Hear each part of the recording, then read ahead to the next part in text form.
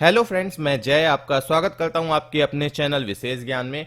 Friends, आज की इस वीडियो में मैं आपको बताऊंगा टैली प्राइम में ये जो GSTR1 है, इसमें जो आपको ये रिफ्लेक्ट हो रहा है, येलो रंग से हाईलाइट जो हो रहा है अनसर्टेन ट्रांजैक्शंस।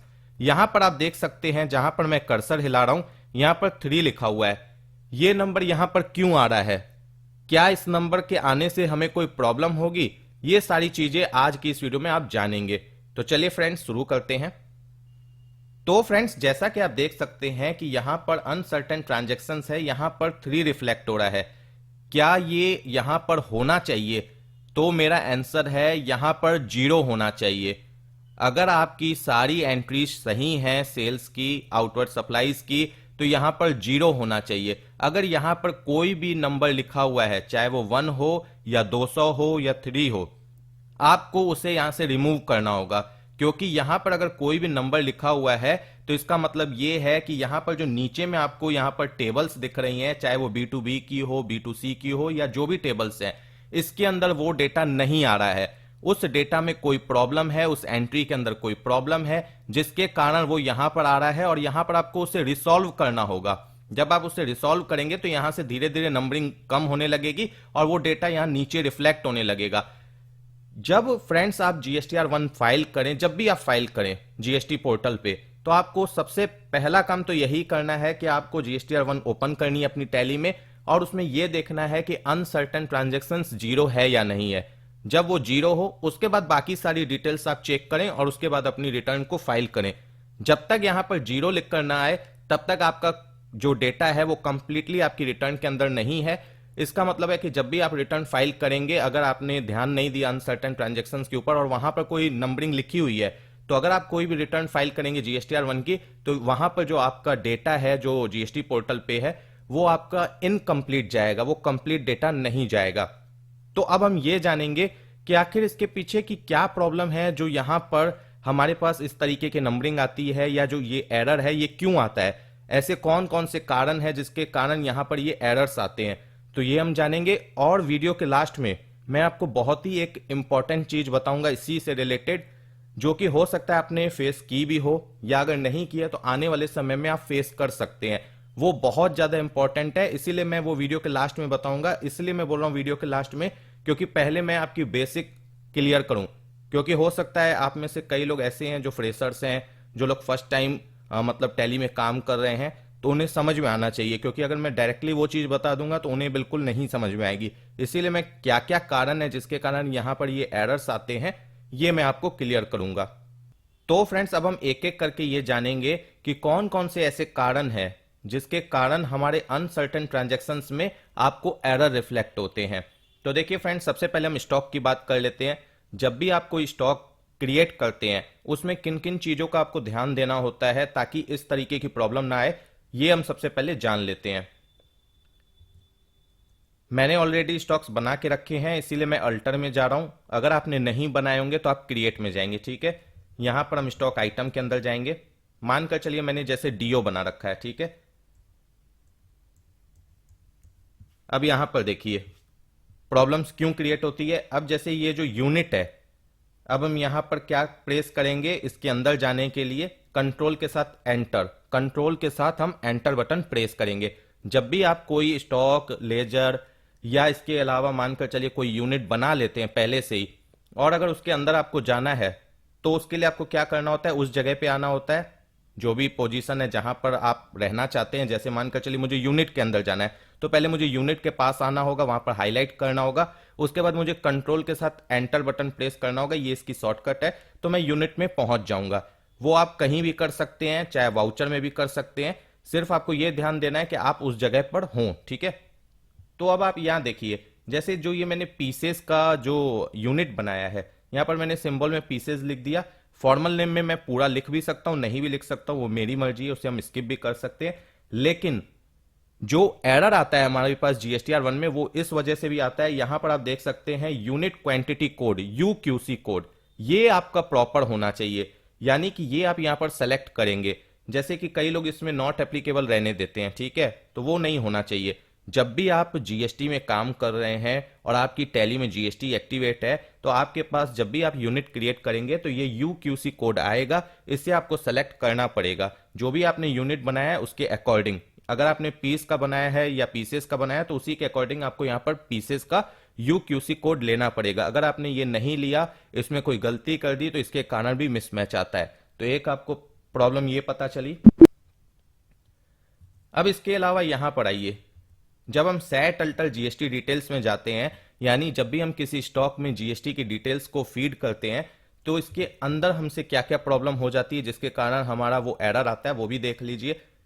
यहां पर जब आप आते हैं तो कई बार, सबसे पहले मैं आपको ये बता दूं कि बहुत सारे ऑप्शंस यहां पर हाइड रहते हैं। वो आपको लाने हैं कैसे? आपको F12 यानी कॉन्फ़िग में जाना है, यहां पर सारे ऑप्शंस को यस कर दीजिए, आपके सारे ऑप्शंस यहां पर आ जाएंगे। अब यहां पर देखिए प्रॉब्लम कैसे होती है।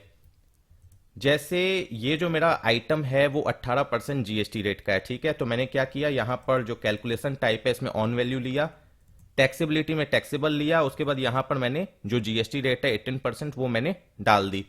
अब क्या होता है, कई बार क्या होता है ना कि हम यहां पर गलत जीएसटी डिटेल्स डाल देते हैं। मानकर चलिए इस पर मैंने 12% डाल दी, फॉर एग्जाम्पल लीजिए, ठीक है। अब यहां पर जब मैं इसे डालता हूं तो यहां पर मुझसे पूछा जाता है कि ये जो एप्लीकेबल है जीएसटी रेट ये कब से है। तो मानकर चलिए मैंने इसमें डाल दिया कि ये सपोज कीजिए कि 1/4 से एप्लीकेबल हो जाएगी, ठीक। मैंने इस तरीके से डाल दिया। अब क्या है कि जब हम एंट्री कर रहे हैं, वहां पर जब हम परचेज की बिल देख रहे हैं तो वहां पर हमें पता चलता है कि नहीं, इसके ऊपर तो 18% जीएसटी रेट है, क्योंकि परचेज की बिल में टैक्स ज्यादा दिख रही है। हम जब एंट्री करेंगे परचेज की अपने पास टैली के अंदर, तो यहां पर क्योंकि हमने इस आइटम के अंदर 12% डाला होगा तो हमारी टैक्स कम दिखेगी, कम कैलकुलेट होगी। तब हमें पता चलता है कि अच्छा हमसे ये मिस्टेक हो गई है। तो हम क्या करते हैं, इस आइटम में आते हैं और यहां पर आने के बाद हम क्या करते हैं, यहां पर आने के बाद हम इस तरीके से यहां पर 18% डाल देते हैं। बात समझिएगा, आपने भूल से 12% डाल दिया जबकि आइटम था 18% जीएसटी रेट का। आप जब परचेज की एंट्री कर रहे हैं अपनी टैली में, परचेज वाउचर में, वहां पर क्या हो रहा है कि आपकी टैक्स कम कैलकुलेट हो रही है क्योंकि आपने 12% डाला है, जबकि परचेज की जो इनवॉइस है पार्टी की यानी सप्लायर की, उसमें आपको टैक्स ज्यादा दिख रही है। तब आप बहुत जब खोज लेते हैं तो आपको समझ में आता है कि भैया मुझसे मिस्टेक हो गई है, मैंने आइटम की जो डिटेल है जिसमें जीएसटी की डिटेल है उसमें मैंने टैक्स की जो डिटेल है वो मैंने गलत डाल दी है। तो आप उसे क्या करने आते हैं, उसे आप मॉडिफाई करने आते हैं, उसे आप ठीक करने आते हैं। तो उस केस में आप क्या करते हैं, यहां पर जैसे आपने 18% डाला, तेजी से लोग क्या करते हैं उस समय फास्ट काम करते हैं, तेजी से एंटर करते हुए आगे बढ़ जाते हैं। वो यहां पर ये ध्यान ही नहीं देते हैं कि यहां पर डेट क्या है। आप 1 तारीख में एंट्री कर रहे हैं और आपने यहां पर 18% की जो डिटेल है वो 2 तारीख में कर दी। आप देखिए यहां पर 2 तारीख आ रही है अपने आप। अब अपने से एक तो किया नहीं। अब क्या है कि अब वहां पर ठीक करने के बाद भी अगर आप एंट्री करेंगे तो ये तब तक आपका काम नहीं करेगा जब तक आप 2 तारीख या उसके बाद की एंट्री न कर रहे हो। अगर आप 1 तारीख में एंट्री करेंगे तो वहां 12% ही कैलकुलेट होगा। तो ये एक मिस्टेक होती है और ये मोस्टली उन्हीं लोगों के साथ मिस्टेक होती है जो बैक डेटेड एंट्री करते हैं।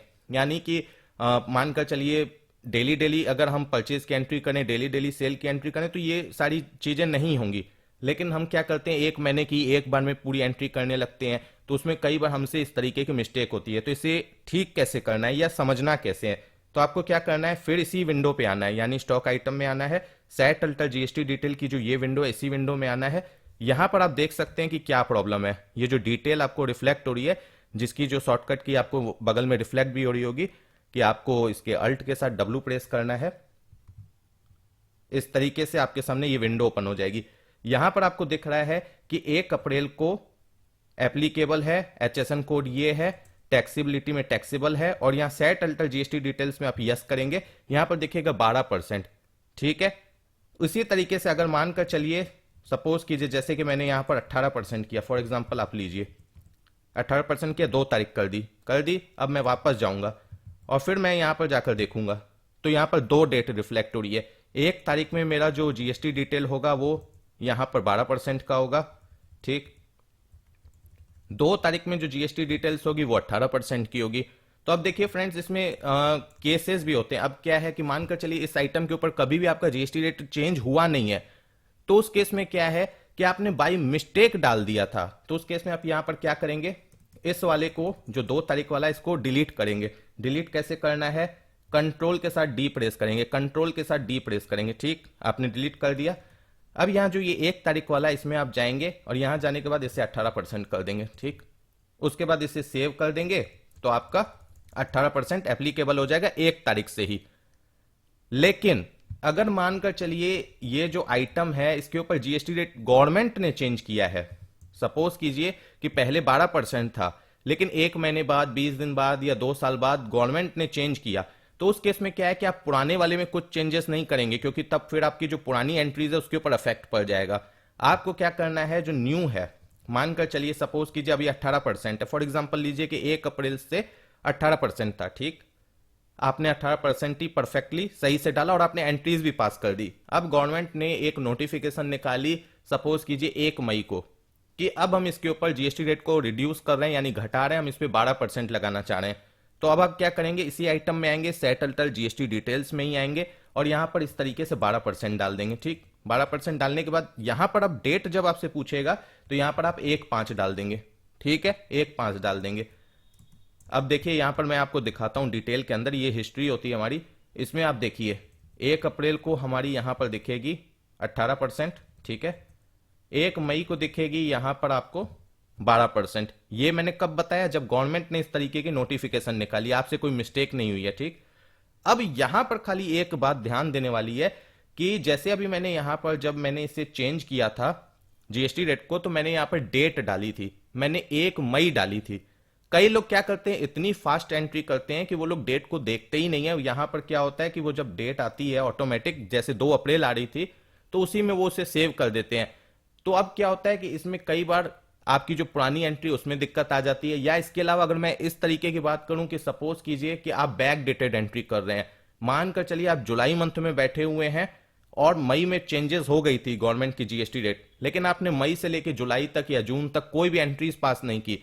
अब आपका जो रिटर्न का समय आया है, जैसे अप्रैल मई जून का हम जुलाई में रिटर्न फाइल करते हैं, तो अब रिटर्न की जब समय आया है तो हम क्या कर रहे हैं, परचेज सेल की एंट्री कर रहे हैं। उस टाइम पर हम क्या करेंगे, अगर हम इस तरीके से जीएसटी रेट को 1 मई के लिए चेंज करेंगे कि हमें चेंज करना है, तो वहां पर हो सकता है बाई चांस जब आपकी जो डेट है वहां पर वो ऑटोमेटिक 1 जुलाई या 2 जुलाई की आ जाए और आपने ध्यान नहीं दिया, आपने आगे प्रोसीड कर दिया।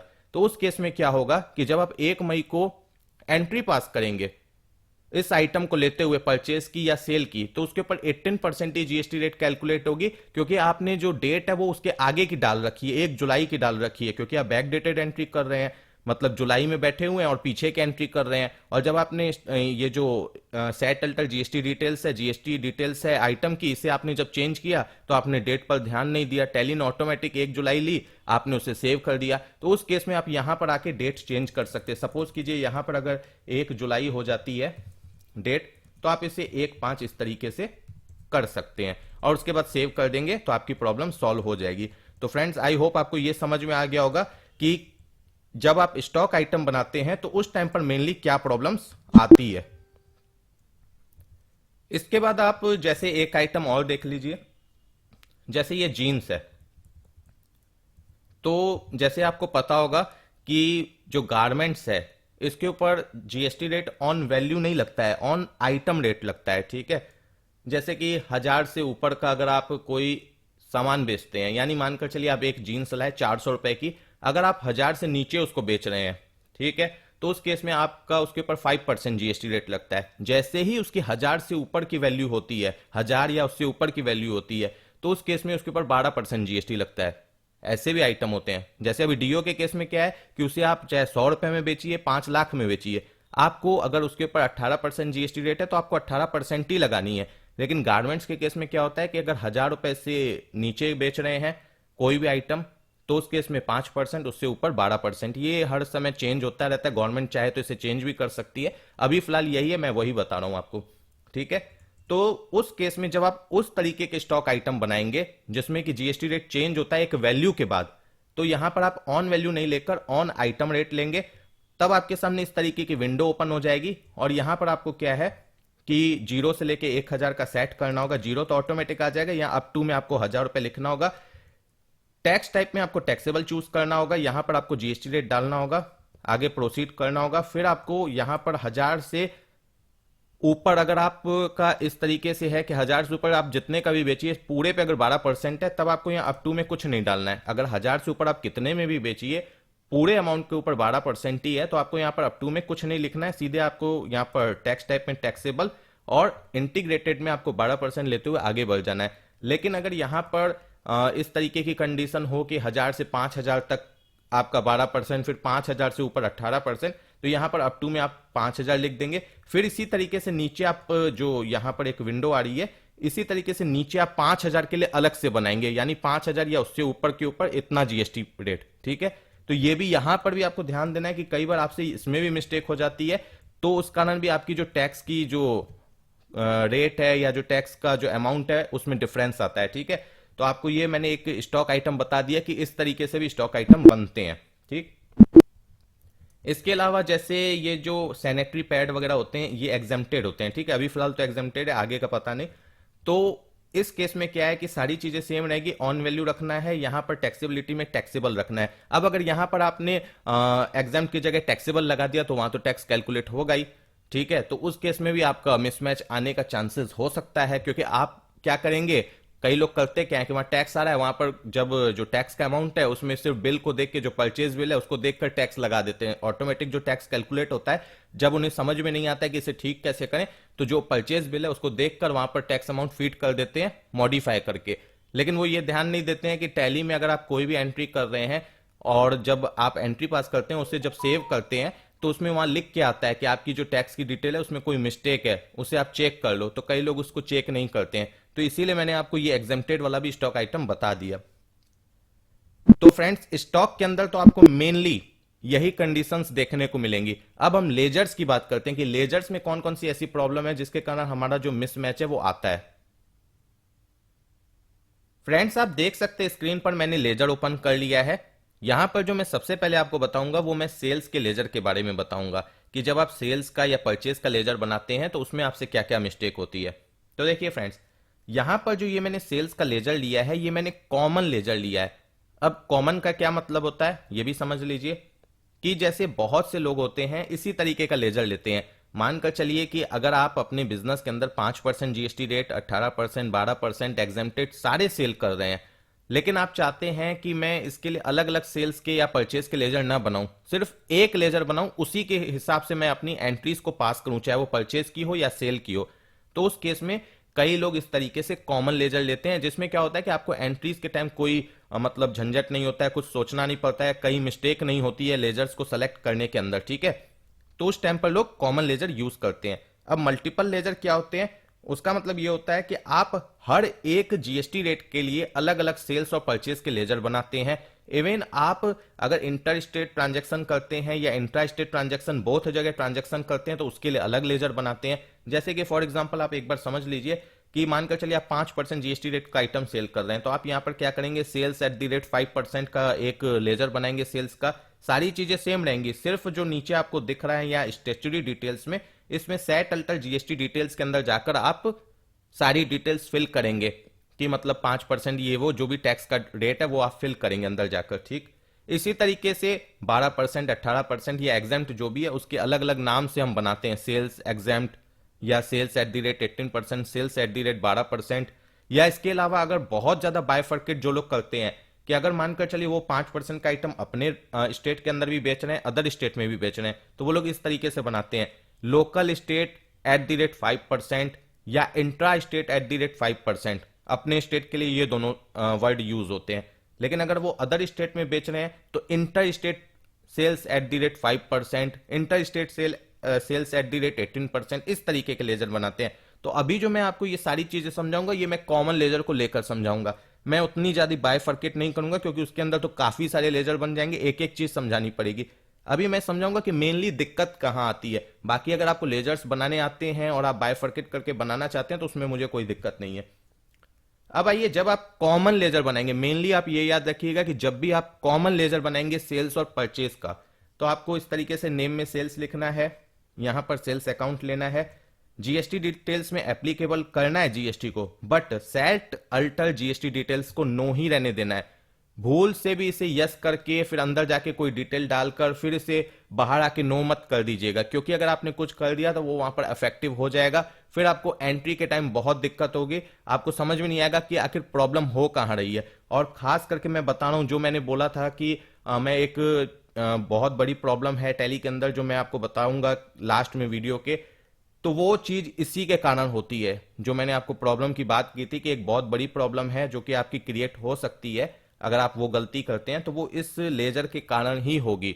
वो क्या होगी कि अगर आपने पूरी एंट्रीज पास कर दी पूरे साल की, मानकर चलिए आपने 6 महीने 7 महीने 8 महीने की एंट्रीज पास कर दी सेल्स की, अचानक जाकर आपने, आपके अकाउंटेंट ने इसमें जाकर लेजर के अंदर चेंजेस कर दिए, यानी यहां पर सेट अल्टर जीएसटी डिटेल्स में जाकर यस कर दिया और अंदर कुछ भी फिल कर दिया, उसके बाद अगर आप मानकर चलिए आगे जो एंट्रीज पास करेंगे उसमें भी आपको प्रॉब्लम्स आएगी, जो पीछे के एंट्रीज है उसमें भी आपकी प्रॉब्लम आ जाएगी, फिर उसे ठीक करना बहुत दिक्कत वाला काम होगा, जल्दी वो ठीक नहीं होगा। ठीक है, तो ये तो मैं आपको आगे बताऊंगा। अभी मैं नॉर्मली आपको बता दूं कि जब भी आप कॉमन लेजर बनाएंगे सेल्स का, तो आपको क्या करना है, सिंपली आपको सारी चीजें जो आपको स्क्रीन पर दिख रही है यही करनी है। सिर्फ आपको ध्यान ये रखना है कि set alter GST details no रहना चाहिए, इसे आप यस नहीं करेंगे। ठीक है, इसके अलावा अगर आप परचेज का लेजर बना रहे हैं, सारी चीजें सेम रहेंगी जो स्क्रीन पर दिख रही है, सिर्फ सेट अल्टर जीएसटी डिटेल्स को नो रहने देना है, उसको यस नहीं करना है। अगर आप कॉमन लेजर बना रहे हैं,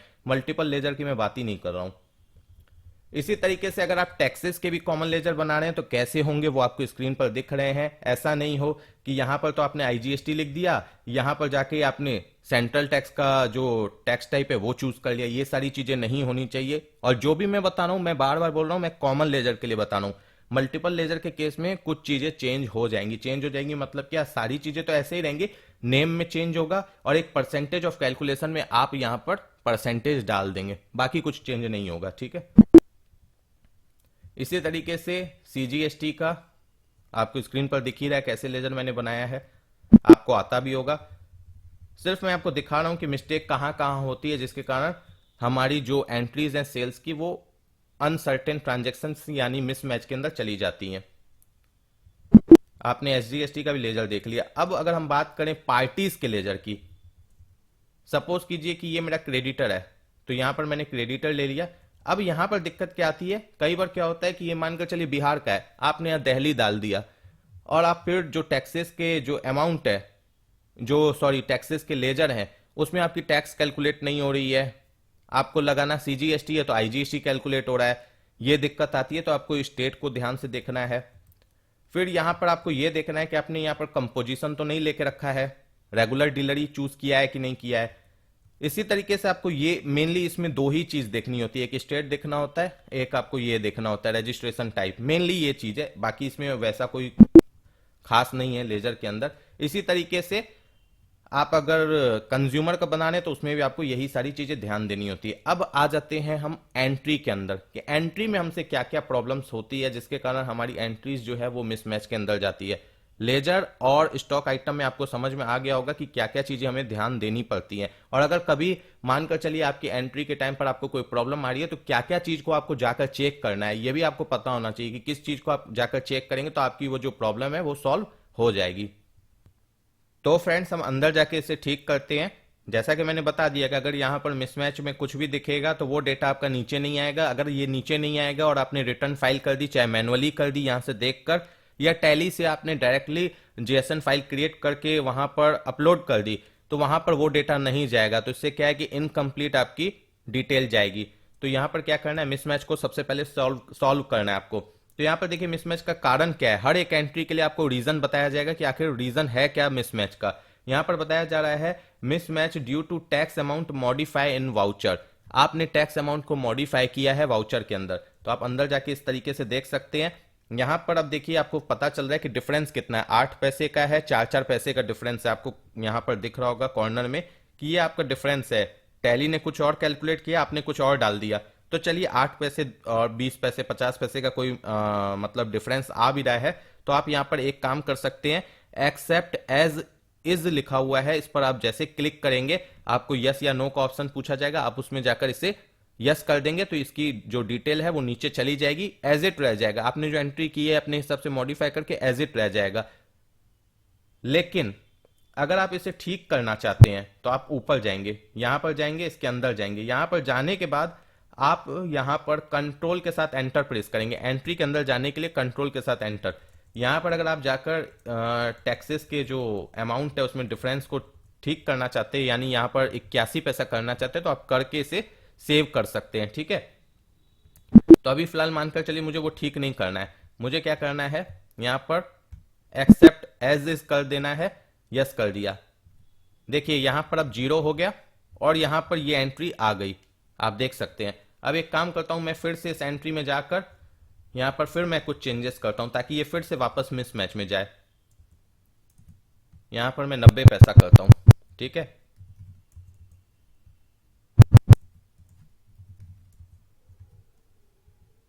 देखिए फिर वो वापस मिसमैच में चली गई।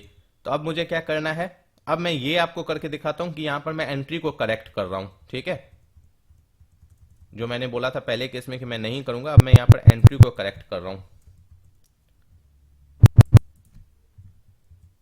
और टैक्स आपकी कैलकुलेट हो रही है, हर आइटम पर नहीं हो रही है, किस जीएसटी रेट से हो रही है, ये सब आपको एंट्री में चेक करना है। तो आप अल्ट के साथ ए प्रेस करेंगे, अल्ट के साथ ए प्रेस करेंगे, टैक्स एनालिसिस आएगी। यहां पर आप अल्ट के साथ F1 प्रेस करेंगे डिटेल के लिए, अल्ट के साथ F1 प्रेस करेंगे तो आपको हर आइटम के लिए पता चलेगा उसके ऊपर कौन सी जीएसटी रेट लग रही है और उसके ऊपर क्या टैक्स अमाउंट आ रहा है। ठीक है, कई बार आपका किसी में कोई आइटम ऐसा होता है जिसमें आपने टैक्स डिटेल डाली नहीं है, यानी जीएसटी को एप्लीकेबल ही नहीं किया, तो उस पर टैक्स कैलकुलेट ही नहीं होगी। ठीक है, वो चीज आप यहां से भी देख सकते हैं। ये आपको रिलेटेड रिपोर्ट्स है, यहां पर भी आप जाकर देख सकते हैं। अगर आप शॉर्टकट की भूल जाएं तो आप रिलेटेड रिपोर्ट्स में भी जाकर टैक्स एनालिसिस चेक कर सकते हैं। सॉरी, अभी मुझे इसे सेव करना होगा, मैंने सेव नहीं किया है। सेव कर दिया। यहां पर देखिए वापस से ये एंट्री आ गई। तो फ्रेंड्स, इस वीडियो को बनाने का मेरा मेन मकसद ये था कि आपको सबसे पहले ये बता सकूं कि मिसमैच का आखिर कारण क्या होता है, उसे आप सॉल्व कैसे करेंगे। और उसमें भी सबसे इंपॉर्टेंट कारण ये था कि जो मेरे साथ प्रॉब्लम हुई थी सेल्स लेजर को लेकर, कि अगर आप कॉमन लेजर यूज करते हैं और बाई मिस्टेक मानकर चलिए आपने इतनी सारी एंट्रीज पास कर दी और उसके बाद बाई मिस्टेक आपने या किसी और ने सेट अल्टर जीएसटी डिटेल्स में जाकर एक बार भी जाकर उसमें कोई भी चेंजेस कर दी या उसमें सिर्फ चले गए और उसे एक्सेप्ट कर दिया, तो आपके सामने इस तरीके की प्रॉब्लम्स आ सकती है। तो उसे ठीक करने का मैंने प्रोसेस पहले ही आपको बता दिया है कि आपको डिटेल में जाना है। सेट अल्टर जीएसटी डिटेल्स में जाने के बाद वहां पर एक डिटेल का ऑप्शन रहता है, हिस्ट्री का ऑप्शन रहता है, उसमें आपको जाना है और उस डेट को रिमूव करना है, तो फिर आपकी सारी एंट्रीज परफेक्टली ओके हो जाएंगी। आई होप फ्रेंड्स आपको ये वीडियो अच्छी लगी होगी और समझ में भी आई होगी। अगर वीडियो अच्छी लगी है और समझ में आई है तो प्लीज इस वीडियो को लाइक कीजिए, शेयर कीजिए और मेरे इस चैनल को सब्सक्राइब कीजिए। Thank you friends for watching my video.